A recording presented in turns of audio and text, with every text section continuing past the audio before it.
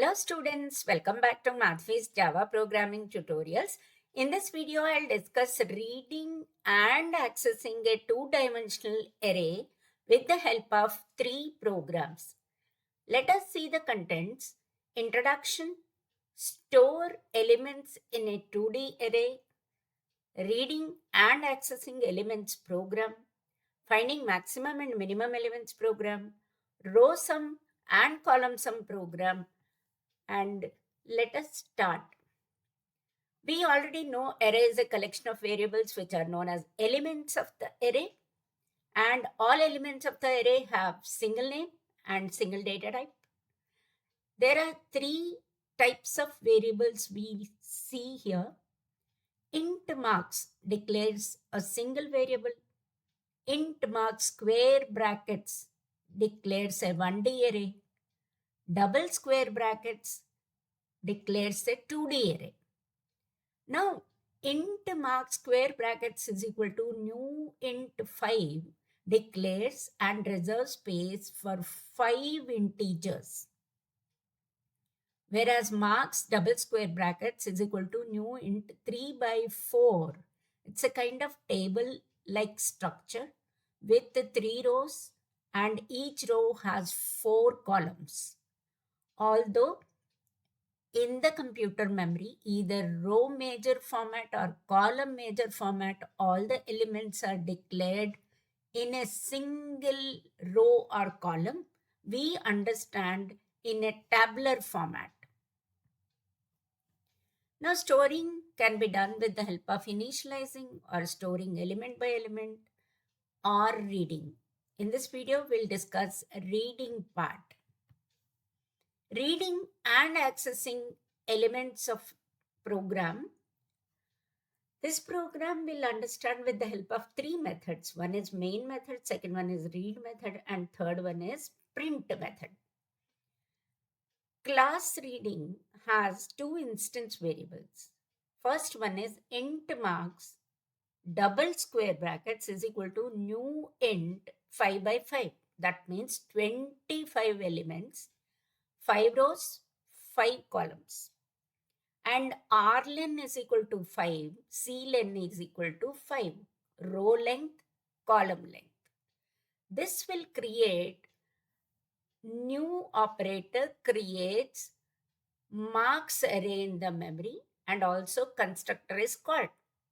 And the constructor initializes all elements to 0 because data type is integer.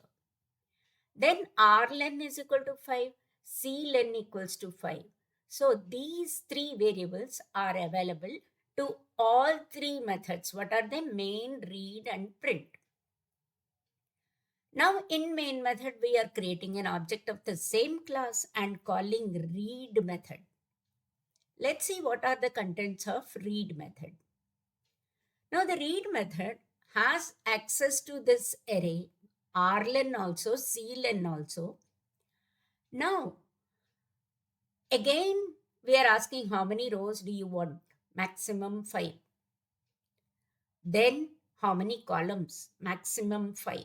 Let's assume user has given 5 in rlen, that is director, that is instance variable we are reading.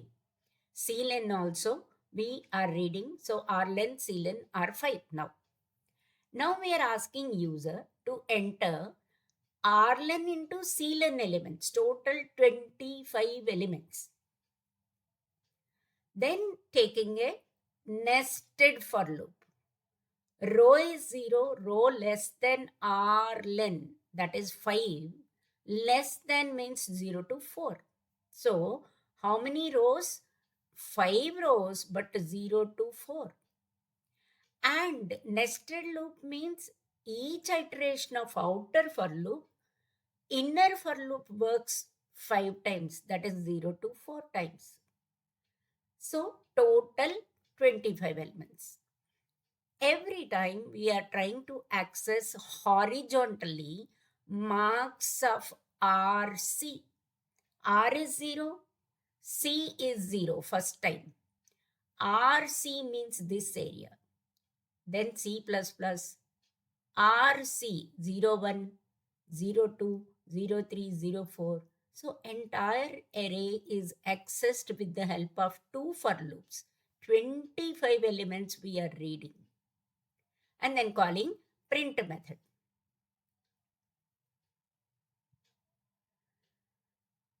Now, same two for loops, but system.out.print marks of RC accesses all 25 elements and prints.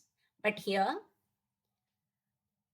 inner loop works 5 times for each row. So we are printing all of them using /t. That means tab. 5 elements in one row. Then before changing the row, we are printing a new line character. Println means goes to the next line. This is printing part. Very simple program. Let's see the same program in Java environment. The contents of reading class declared a variable, array variable, then rlen is equal to clen is equal to 5. Even if I don't read, just to print, then we understand the constructor has initialized. Let's execute this and see. I am not calling read method first of all, but just printing to see whether constructor has initialized all 25 variables or not. We're just printing whatever is there in marks of RC. Let me execute this program and see it's printing 25 zeros because constructor has initialized. Now let's understand how to read by removing these comments. Now d1.read is what does it do? How many rows do you want? Maximum 5. Every time we cannot test the program with 25 elements and then see the output. So we may give 2 by 2 array, 3 by 3 array by reading, reinitializing rlen and clen here. The for loops, 2 for loops, 3 lines reads 25 elements. That is R is 0, R less than R len row length, C 0, C less than C length. And then marks of RC is equal to SC dot nextInt. And then printing also the same 2 loops, but marks of RC with a tab and then println. Okay. Let's execute.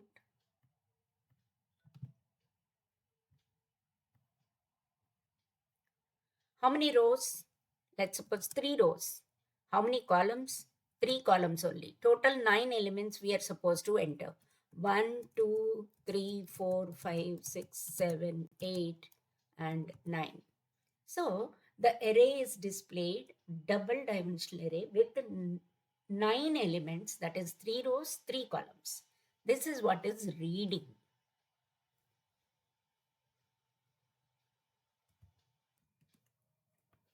Now finding maximum and minimum elements program.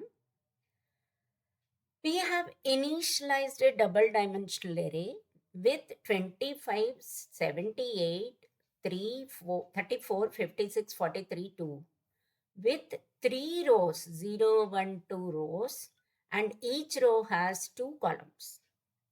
Fine. In main method, we have taken 2 variables, maximum and minimum, and initializing both of them with the first element, that is 0, 0 index. In that case, accessing double dimensional array, we require 2 loops, we know that. And 3 rows are there, so j is 0, j less than 3, j plus plus is the outer for loop. And for each iteration of j, k loop should work 2 times. K is equal to 0, k less than 2, k plus plus. Now inside these 2 loops, nested loops, there are 2 if statements. One is to find out the maximum element. Second one is to find out the minimum element. Already max and min are 25, that is 0, 0 element. Now we are testing. If marks of jk, j is 0, k is 0. jk, if you see, that is 25, marks of 0, 0. If it is greater than max, it is not greater than max because max is also 25. So false. Then next if statement. Marks of jk, that is 25, less than min. Min is also 25, so false first time. Then k plus plus. K becomes 1, but j is 0 only. So 0, 1 element is 78. Again, first if marks of jk, 0, 1 element is 78. If it is greater than max, yes, max is 25, marks of jk is 78. So it is greater than, immediately store whatever is there in marks of jk in the address max. That means 78 should be stored in max. So 78. Now again checking the same 78 less than min or not. No. So nothing happens here. Then inner for loop finished. Outer for loop, j is 1 now. So first row, 2 elements in the inner for loop will be checked. Is 34 greater than 78? No. Is 34 less than 25? No. Then k plus plus. Now 56. Is 56 greater than 78? No. 56 less than 25? No. So j plus plus, that is third row but second index. Is 43 greater than 78? No. Is 43 less than 25? No. Is 2 greater than 78? No. Is 2 less than 25? Yes. Immediately change min to marks of jk. By the time we come out of this nested loop, max is 78, min is 2. So we print that. Let's see the same program and output in the Java environment. Max min,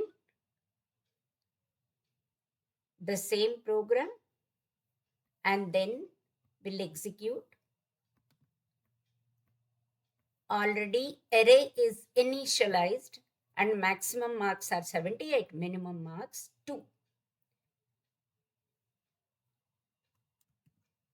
Now row sum and column sum program will give you actual idea of accessing the elements.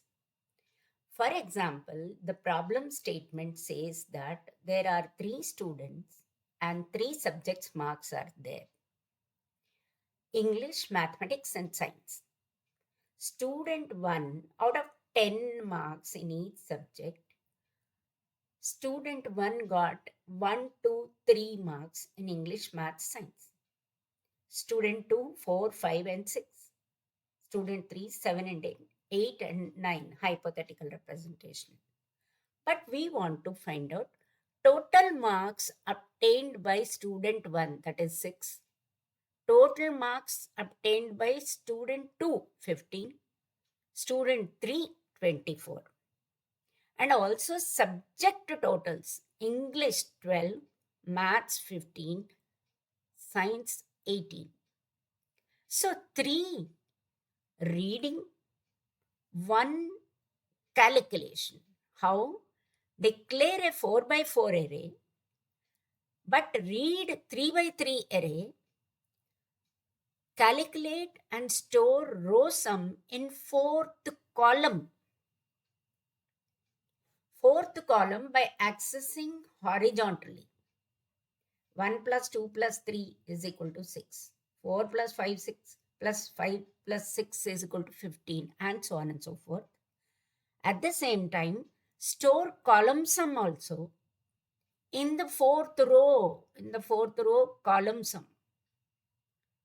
Vertically access the array. and then print 4 by 4 array, but the last element should not be printed.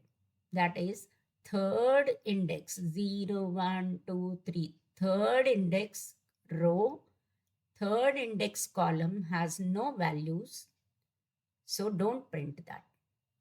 So this program we will do with the help of 4 methods. First one is main, read, store, and print. We can club to store and print also, but in this program I have explained with the help of 4 methods. Class is row column sum.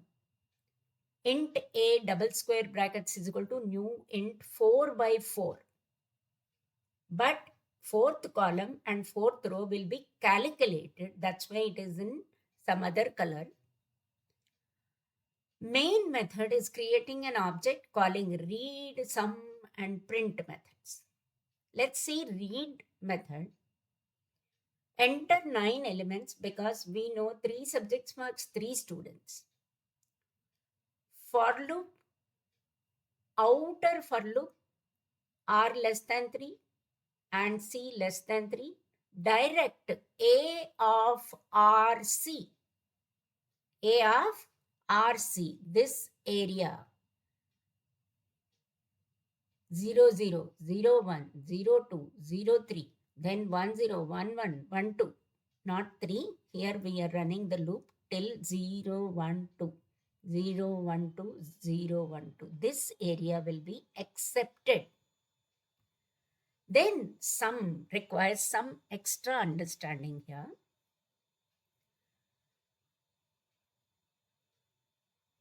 Row sum is a variable which takes row sum. Column sum is another variable. J for outer for loop, K for inner for loop, and K must be declared outside, not over here. We will understand little later on. Now, one more thing, we are running 2 loops. How many times? 0, 1, 2, 0, 1, 2. These many times, but calculate here and store here. But R sum C sum is 0 for each iteration of outer for loop. Why? Because 1 plus 2 plus 3 is 6. Next time this 6 should not be added. Next time it should be 4 plus 5 plus 6 is 11.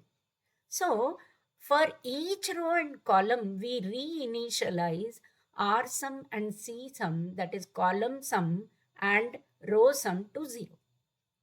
Now the outer for loop does 2 things, the red colored lines I'm talking about. First of all, each row and column it reinitializes, and after the inner for loop, it stores row sum over here, column sum here, in these three places. So outer loop initializes row sum and column sum to 0, as well as stores row sum and column sum in their actual positions. What does inner for loop do? It keeps on adding row sum and column sum. This is where you understand accessing horizontally and vertically. Okay, now first time J is 0, that is outer for loop, and K is 0, 0, 0 element we are talking about. R sum is a variable, plus is equal to A of JK. A is an array, JK. J is 0, K is 0. See, horizontal axis we are trying to understand. We will understand C sum little later on after understanding horizontal. Now, J is 0, K works 3 times. 0, 0 means this area, 1. 0, 1 means the number is 2, element is 2. 0, 2, 0, 2 is 3. So we are trying to access 3 of them, and R sum is saying A of JK, 1 plus 2 plus 3. R sum will have 6. Now let's understand CSUM. We are accessing vertically. Column sum. How? Kj, not Jk. Kj, since it is a matrix, no problems. Otherwise, our loops also should be changing. Kj means vertical. K works inner for loop. K works 3 times for each j. See, this is where you understand whether you use K or J, irrespective of it, the system will first access row part and then column part. So if we say 0, 0, that means this area.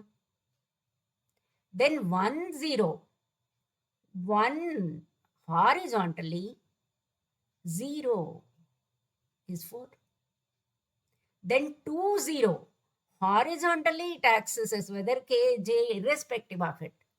So 2, 0 means this 7. So JK is accessing horizontally, whereas KJ is accessing vertically. Then CSUM is adding 7 plus 4 plus 1, that is 12.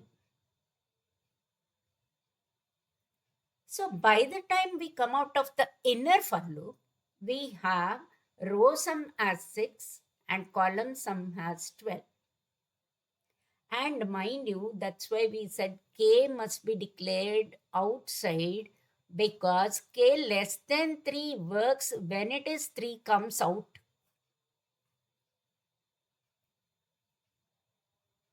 And then we are saying A of JK, J is 0 only, K is 3, 0, 3. In this area, store row sum, that is 6.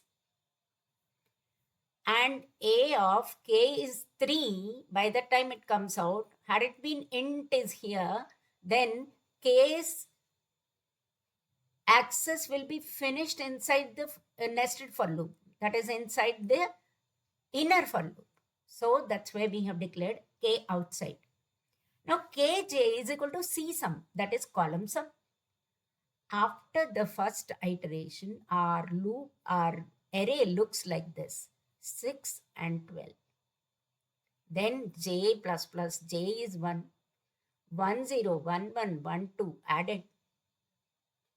And then 0 1 0, 1 1 2 1, 0 1, this area. Then 1 1, this area. Then 2 1, this area, vertically accessed, and so on and so forth. And then next iteration, column sum and row sum are updated, because RSM CSUM is 0 for each outer loop iteration. Third time, it will store 18 and 24. So row sum and column sum is calculating row sum and column sum. Now we need to print the entire array. But this area should not be printed. That is 3 row and 3 column.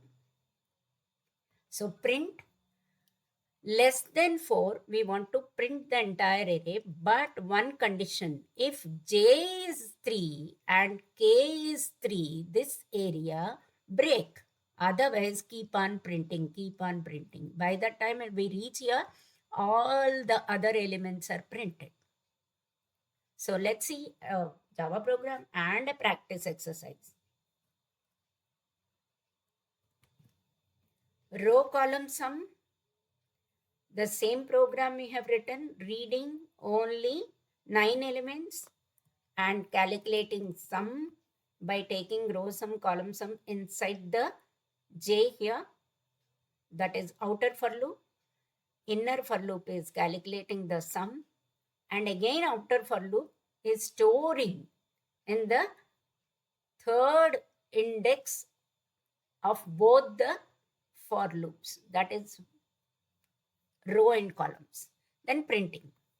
Okay, let's execute the program and see. Enter 9 elements 1, 2, 3, 4, 5, 6, 7, 8, 9. And row sum 1, 2, 1 plus 2 plus 3 is 6. Here 15, here 24, and over here 12, 15, and 18. So this is the output. Now here is a practice exercise, row column average to be printed. I'll just show you the output of the program, but you need to write the program. That is the practice exercise. Let's execute the average part and see what is it doing. 1, 2, 3, 4, 5, 6, 7, 8, and 9. English, maths, science are subjects. Sum is calculated. I have shown the program till here. Here only headings we are putting. And then average. Average marks, sum is 6 divided by 3 subjects for a student. So 2.0 is the average of student 1, student 2 5.0, student 3 8.0, 24 divided by 3. Subject averages 12 total, so divided by 3 is 4, 15 divided by 3 is 5, 18 divided by 3 is 6.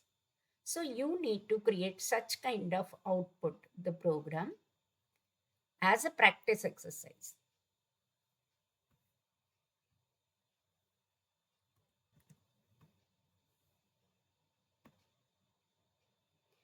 Read 3 by 3 array, store sum in the 4th row and 4th column and display along with the row average and column average. Column average means columns. These are all columns, 1, 2, 3, 4, 5 columns average, and row average, that is each row's average we want to print. This is the practice exercise for you.